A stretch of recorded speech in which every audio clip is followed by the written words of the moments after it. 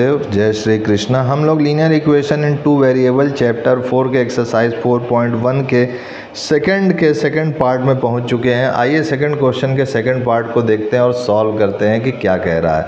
इसको जो है हमें ax plus B Y plus C के फॉर्म में रखना है और a b c का मान बताना है क्या होगा। तो इसको करते हैं सॉल्व हम लोग। सेकंड का सेकंड पार्ट जो कि है हमारे पास x minus Y by 5 minus 10 is equal to 0, ये हो गया हमारा।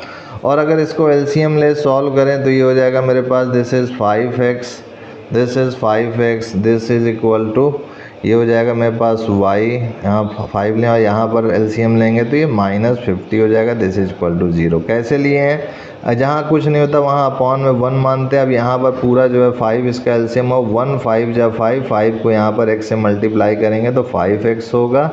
और यहाँ पर जो है 1, 5 जा 5 होता है, 5 का मल्टीप्लाई 10 से करेंगे तो 50 होगा। अब ये 5 जो है यहाँ डिवाइड में तो इधर जाएगा मल्टीप्लाई में, तो 0 इंटू 5 0 हो जाएगा। तो यहाँ से हमको मिल गया 5x minus Y minus 50 is equal to 0। तो इससे हम कंपेयर करेंगे, अगर ax plus B Y plus C is equal to 0 से कंपेयर करेंगे तो बाई कंपेयरिंग हमें क्या मिला, x का कोफिशिएंट a है और यहाँ x का कोफिशिएंट क्या है 5 है, तो x इज इक्वल टू 5 मिल गया, a इज इक्वल टू 5 मिल गया।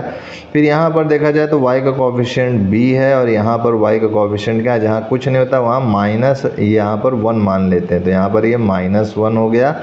फिर आगे बढ़ते हैं, यहाँ पर देखा जाए तो इसका कोफिशिएंट जो है मेरे पास c है, c का यहाँ पर सीधे से कांस्टेंट जो है 50 है, लेकिन यहाँ प्लस में यहाँ माइनस में तो यहाँ -50 कंसीडर करेंगे। तो ये जो हमारा आया है यही हमारा आंसर हो चुका है सेकंड का।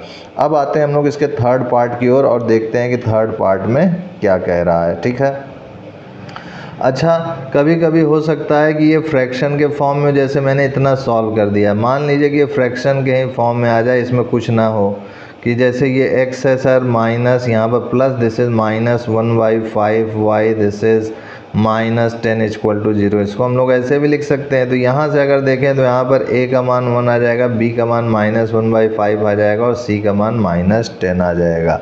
तो जो भी आपको एनसीईआरटी में आंसर वैलिड हो, ये वैलिड हो तो इस तरह कीजिए। अगर एनसीईआरटी में ये आ रहा है तो आप ये वाला आंसर लिखिएगा। ठीक है, अब उसके बाद देखिए इसके सेकंड के बाद थर्ड पार्ट है, सेकंड क्वेश्चन का थर्ड पार्ट है -2x plus 3y is equal to 6 है। तो यहाँ पर अगर हम लोग ax प्लस बी वाई और plus C is equal to 0 से कंपेयर करें तो इसको इधर ले आते हैं पहले। तो जब इसको इधर ले आएंगे तो -2x plus 3y minus 6 is equal to 0 हो जाएगा। तो इससे हमें क्या मिला कि a का मान -2 मिल गया, b का मान हमारा 3 मिल गया और c का मान हमारा -6 मिल गया। तो यही हमारा रिक्वायर्ड आंसर हो जाएगा। थर्ड के बाद देखिए फोर्थ पार्ट इसका है, this is x equal to 3y। तो इसको मैं क्या करता हूँ, इसको इधर ले आता हूँ तो x माइनस 3y और यहाँ c नहीं है तो मैं +0 लिख देता हूँ, दिस इज इक्वल टू 0। तो ऐसा c की जगह मैं लिख सकता हूँ। अब कंपेयर करूँ अगर मैं ax plus B Y plus C equal to 0 से, और ये लिखना जरूर किया कीजिए कि बाई कंपेयरिंग, ठीक है ना, कंपेयर करने पर ये आया। जैसे मैं यहाँ नहीं लिखा हूँ, आप लिखिएगा यहाँ पर बाई कंपेयरिंग, नहीं तो आपका मार्क्स कट सकता है। तो कंपेयर करेंगे तो यहाँ पर x का कोफिशिएंट यहाँ पर 1 है, this is a equal to 1 जो कि लिखा नहीं रहता है। और यहाँ पर कंपेयर करेंगे तो b का मान देखिए यहाँ पर -3 है और c की वैल्यू जो है यहाँ पर मेरी 0 आ चुकी है। अब उसके बाद फोर्थ के बाद अगर फिफ्थ पार्ट की बात करें तो फिफ्थ पार्ट में हमारा सिंपल जो है क्वेश्चन है जो कि 2x minus 5y equal to 0 है। 2x is equal to -5y है, this is 2x equal to -5y। तो ये हमारा क्वेश्चन है 2x इक्वल टू -5y। अब इसको फिर से करते हैं सॉल्व।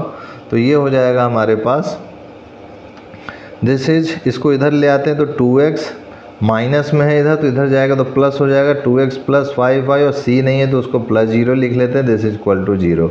और फिर लिखेंगे ax plus B Y plus C equal to 0, इससे कंपेयर कीजिए by comparing, this is by comparing.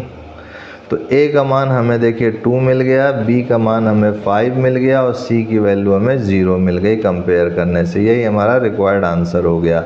Fifth के बाद देखिए हमारा सिक्स्थ पार्ट क्या कह रहा है। सिक्स्थ पार्ट है हमारा दिस इज़ 3x + 2 = 0। तो इसको अगर कंपेयर करें अगर हम, तो यहाँ पर देखा जाए तो दिस इज़ 3x, पहले 0y इसको लिख सकते हैं हम लोग, दिस इज़ +2 = 0। तो क्योंकि 0 से y का मल्टीप्लाई करेंगे तो 0 ही होगा, तो इसलिए हम इसको 3x + 0y + 2 = 0 लिख सकते हैं। फिर से ax + by + c = 0 से कंपेयर करेंगे, तो यहाँ पर आप लिखिएगा बाई कंपेयरिंग, अपनी तरफ से हर बार लिखना है आपको। तो ये हो जाएगा a = 3, b = 0 और c = 2। तो यही हमारा रिक्वायर्ड आंसर हो गया। अब देखिए सिक्स्थ के बाद इसका सेवेंथ पार्ट है आपका कि ये है y - 2 = 0। तो यहाँ पर x तो है नहीं, तो कैसे लिखेंगे 0x, ठीक है, प्लस अब y के आगे कुछ नहीं तो 1 होता है, तो ये 1y और -2 = 0। फिर से ax + by + c से कंपेयर करेंगे, तो यहाँ पर कंपेयर करेंगे तो a का मान क्या आएगा, लिखिएगा बाई कंपेयरिंग। तो a का मान यहाँ 0 आ गया, b का मान यहाँ पर देखिए 1 आ जाएगा और c का मान यहाँ पर -2 हो जाएगा। तो ये जो हमारा आया है यही हमारा आंसर हो जाएगा इसका। तो ये इस तरीके से हमारा ये सेवेंथ पार्ट भी हो गया। सेवेंथ के पार्ट के बाद देखिए इसका जो है नेक्स्ट पार्ट हम लोग देखते हैं। नेक्स्ट पार्ट हमारा क्या है, जो कि हमारा एट्थ पार्ट है। तो एट्थ पार्ट में हमारा सिंपल जो है 5 - 2x है, दिस इज 5 = 2x है क्वेश्चन। तो ये 5 = 2x है, तो इसको जो है 5 को इधर ले आते हैं। तो 5 को इधर लाएंगे तो जैसे 0 = 2x - 5 हो जाएगा, और या फिर इसी को 2x - 5 = 0 इस टाइप से भी लिख सकते हैं, ठीक है। तो ये 2x - 5 इस टाइप से भी लिख सकते हैं, या फिर आप ऐसा भी कर सकते हो कि जैसे यहाँ पर 5 है और यहाँ पर जैसे कि इस क्वेश्चन में y - 2 है, तो यहाँ पर तो हमें लेफ्ट LHS में हम लोग इधर से इधर लाने का प्रयास करते हैं। तो ये जैसे था वैसे ही बने रह दिया, कंपेयर करके इसका डाटा लिख दिया और डाटा लिखने के बाद हमने बता दिया।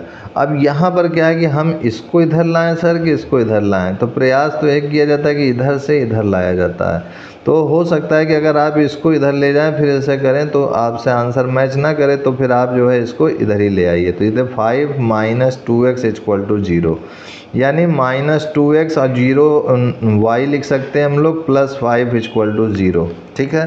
तो इससे अगर कंपेयर करेंगे आप तो यहाँ पर देखेंगे a = -2, b = 0 और c = 5 आ गया है। तो ये हो सकता है आंसर। और मान लीजिए कि ऑप्शन में अगर इस टाइप का नहीं मिला, अगर उसने इसको इधर ले गया तो 2x - 5 हमारा आ जाएगा। तो इससे हमें a का मान 2 मिल जाएगा और फिर से b का मान यहाँ पर हमें जो है -5 जो है, c का मान -5 फिर मिल जाएगा, और यहाँ पर b क्या हो जाएगा, a तो 2 हो जाएगा, b जो है हमारा 0 हो जाएगा। तो इस टाइप से भी हो सकता है। तो आपके NCERT में अगर ये आंसर दिया है तो आप ऐसे ही कीजिए, ठीक है।